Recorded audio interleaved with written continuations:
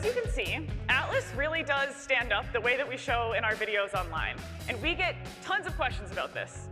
Zach, while we have everyone here, do you want to provide a little bit of insight into how we made that decision? I mean, it's pretty simple.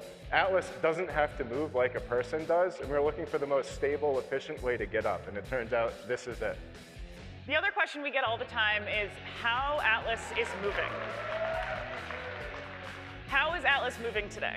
So in normal operation, Atlas is fully autonomous on a job site, but today, Sarvesh, one of our FAEs, is piloting Atlas on the stage, giving it really simple instructions like forwards and backwards, just to keep things simple. This is Atlas's first time in public, and as you can see, its walk is pretty natural and pretty smooth. We've partnered with our sister organization, the Robotics and AI Institute, to push the limits on natural walking just for this performance. And I think we've done something really special. We've also been at this robotics thing for a while, and we've learned that there's more to it than just copying nature. We can pick the best parts of what nature has to offer and do better in others. So as you can see, Atlas here has joints that can move 360 degrees. This lets Atlas move even more efficiently than humans, particularly in manufacturing environments where every second counts. We've also designed Atlas's head and face very purposefully. We want folks working with Atlas to know that Atlas is a helpful robot, not a person. Seeing Atlas live in action for the first time is wildly exciting. But seeing it perform real industrial work is even more compelling.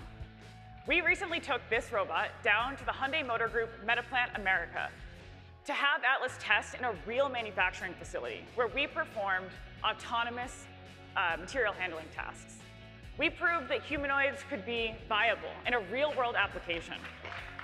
And we collected data and learnings that we took back to Boston to make our product even better. If you would like to see what one of those applications looks like, we will be running live demonstrations all week long in the Hyundai Motor Group booth at CES. And that's not all. We have been hard at work on the hardware itself. We are building out the functionality that our customers need in a product deployed at scale. Zach, you want to talk about it? Of course I do. The version of Atlas that you're seeing here is just a research prototype that we've been using for a couple years to understand the system. But we've been hard at work on making the actual product version of Atlas. I can confidently say that this product version of Atlas is the best and actually simplest robot that we have ever built. But rather than just talk about it, why don't we actually show you what it's going to look like?